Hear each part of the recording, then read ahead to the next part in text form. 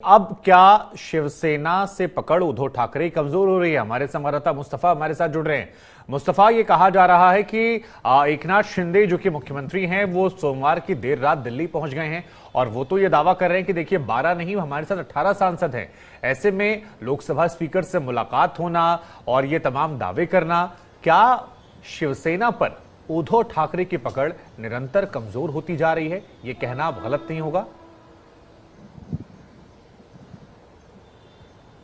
जी बिल्कुल शुभंकर, ये तो कई दिनों से चीज साफ हो चुकी है कि कहीं ना कहीं जो अंतर विरोध है शिवसेना का वो अब इतना बड़ा हो चुका है कि शिवसेना एक, आप कह सकते हैं कि पूरा एक जो फैक्शन है वो शिवसेना से अलग होने जा रहा है। और वो सिर्फ एमएलएस तक सीमित नहीं है, काउंसिलर्स तक सीमित नहीं है, तो अब मेंबर ऑफ पार्लियामेंट, डिस्ट्रिक्ट प्रभारी और कई ऐसी जो पोस्ट है, तो वो ग्रास रूट लेवल तक, टॉप से लेकर के ग्रास रूट लेवल तक जो डिवीजन है शिवसेना का वो क्लियर है। एकनाथ शिंदे ने कल के दिन एक बैठक लेकर के अपनी एक राष्ट्रीय कार्यकारिणी भी बना ली। तो आप ये कह सकते हैं कि सिर्फ वो अलग ही नहीं हुए हैं बल्कि शिवसेना की जो पार्टी है वो अपने साथ ही रखना चाहते हैं, शिवसेना का जो सिंबल है वो अपने साथ ही रखना चाहते हैं और अभी भी यही कहते हैं कि हम बाला साहेब के शिव सैनिक है। तो ये एक जो पेचीदा आप कह सकते हैं कि एक आप कॉम्प्लिकेशन उद्धव ठाकरे के सामने उन्होंने रख दी है कि वो सिर्फ उद्धव ठाकरे से अलग नहीं हो रहे हैं बल्कि उद्धव ठाकरे की जो पार्टी है उसे भी अपने साथ ले जाने की कोशिश कर रहे हैं। और ये कोशिश कल राष्ट्रीय कार्यकारिणी बनाई वो हुई और उसके बाद अब जो एमएलएज हैं, जो मेंबर ऑफ पार्लियामेंट्स हैं, उन मेंबर ऑफ पार्लियामेंट्स को आप कह सकते हैं कि वहां पर एक डिवाइड देखने के लिए मिल रहा है कि जब तक उद्धव ठाकरे एकनाथ शिंदे के साथ नहीं आते, जब तक उद्धव ठाकरे बीजेपी के साथ नहीं आते हैं, तो उनका ये कहना है कि जो शिवसेना में जो एक दरार है ये बढ़ती जाएगी और ये दरार इस वक्त लाइन तक आ सकती है कि सिर्फ उद्धव ठाकरे और आदित्य ठाकरे दो ही लोग पार्टी में बचे हैं। ऐसे भी दावे जो है वो एकनाथ शिंदे कैंप की तरफ से किए जा रहे हैं। तो कहीं ना कहीं आज की जो राजनीतिक गतिविधि है जो दिल्ली में हो रही है, अब देखिए आपने एक बड़ी बात कही कि उद्धव और आदित्य बच जाएंगे, लेकिन संजय राउत भी ऐसा लग रहा है बच जाएंगे, क्योंकि संजय राउत बार बार कह रहे हैं कि देखिए 20 तारीख को सुनवाई होने वाली है, जो खुद अयोग्य हो सकते हैं वो हमें निकाल रहे हैं, नई कार्यकारिणी बना रहे हैं। तो ये मामला कितना पेचीदा हो गया? अब जरा टेक्निकल लिहाज समझाइए, क्योंकि आप खुद बता रहे हैं कि अलग अलग मोर्चे पर शिवसेना के जितने भी कार्यकर्ता, नेता या पदाधिकारी थे वो धीरे धीरे शिफ्ट हो रहे हैं। तो जब ये लोकसभा स्पीकर से मुलाकात होगी, कितने सांसद यहां पर हो सकते हैं और इस मुलाकात से क्या बदल सकता है?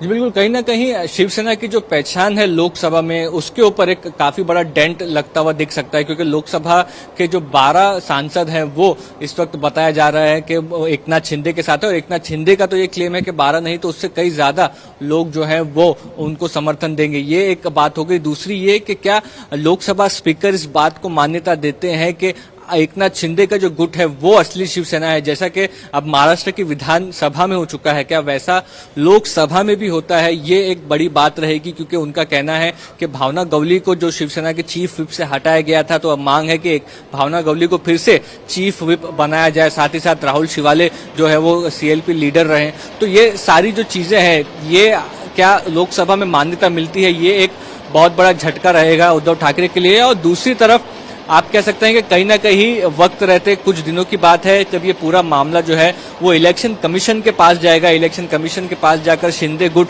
की ये कह सकते हैं कि अपील रहेगी कि शिवसेना की जो इलेक्टेड पार्टी है, शिवसेना के जितने भी मेंबर्स हैं, जितने भी एमएलएज हैं, जितने भी कॉर्पोरेटर्स हैं, जितने भी मेंबर ऑफ पार्लियामेंट्स हैं, ये सारे जो ज्यादातर वो एकनाथ शिंदे के पास है। इसलिए पार्टी भी जो है वो कहीं ना कहीं एकनाथ शिंदे को मिलनी चाहिए। ये इलेक्शन कमीशन में आने वाले कुछ दिनों में देखने को मिल सकता है। ठीक है, आप बने रहिए हमारे साथ मुनीश भी क्योंकि जुड़ गए हमारे साथ। मुनीश, एकनाथ शिंदे सोमवार देर रात ये कहा जा रहा है कि दिल्ली पहुंचे हैं और लोकसभा स्पीकर से वो मुलाकात कर सकते हैं। दावा ये भी कर रहे हैं कि ज्यादा है, लेकिन हम दावों पर नहीं जाएंगे। जरा ये समझाइए हमें कि लोकसभा स्पीकर के पास जब वो जाएंगे तो वहां पर वो क्या बात रख सकते हैं, किन ग्राउंड्स पे उनको लेकर जांचा परखा जाएगा और क्या क्या अधिकार लोकसभा स्पीकर के पास है जिससे शिंदे को राहत या उनकी परेशानियां बढ़ सकती हैं? जी देखिए, अगर बात करें तो जिन 12 एमएलए एमपीज के साथ में एकनाथ शिंदे दिल्ली में पहुंचे हुए हैं, आज दोपहर में जो मुलाकात ओम बिरला जो कि लोकसभा स्पीकर हैं उनसे हुई और इस मुलाकात के जरिए एक संदेश देने की कोशिश की गई है कि 19 में से 12 एमएलए जो हैं वो एकनाथ शिंदे के साथ में, यानी कि विधानसभा में जितने एमएलए थे, सबसे पहले तो बहुमत वहां पर एकनाथ शिंदे के पास में ज्यादा था, और उसके बाद यहाँ पर भी जो 19 में से 12 एमपी हैं, यानी कि 50% से ज्यादा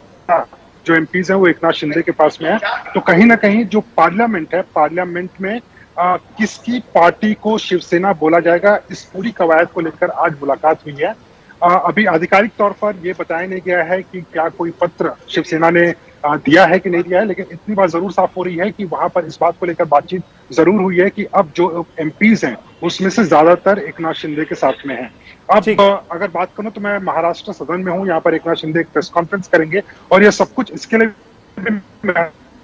पूर्ण हो जाता है क्योंकि कल देखिए सुप्रीम कोर्ट में केस है, और हो सकता है सुप्रीम कोर्ट में सुनवाई के दौरान एकनाथ शिंदे के जो वकील हैं वो एमपीज भी एकनाथ शिंदे के साथ में, इसके लिए अब असली शिवसेना जो है वो एकनाथ शिंदे की है। जी, अब जरा आप हमें एक चीज और बता दीजिए, उसके बाद मैं फिर मुस्तफा के पास जाऊंगा। चिराग पासवान और उनके चाचा पशुपति का केस मुझे याद आता है, वहां भी कुछ ऐसा ही मामला था, लोकसभा स्पीकर के पास कई बार जा रहे थे। तो जो पुराने मामले हैं उनको ध्यान में रखते हुए कानून के जानकार क्या कह रहे हैं कि लोकसभा स्पीकर से क्या कोई राहत मिल सकती है उन्हें, या कल जब इलेक्शन कमीशन में जाएंगे तो वहां ये दावे में असरदार होगा? जी देखिए, बात है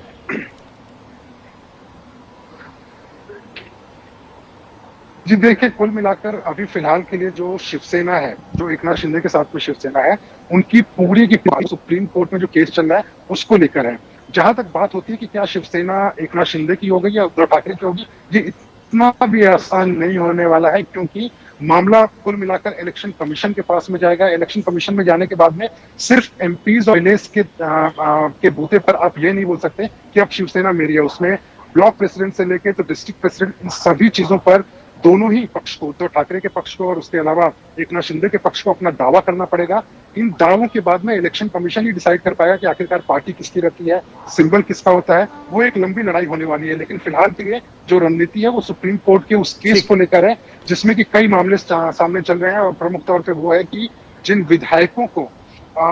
डिस्क्वालीफाई करने के लिए उद्धव ठाकरे ने नोटिस दिलवाई थी, वो डिस्क्वालिफिकेशन को रोका जाए पहले, और उद्धव ठाकरे की जो शिवसेना है वो कमजोर पड़ती नजर आए।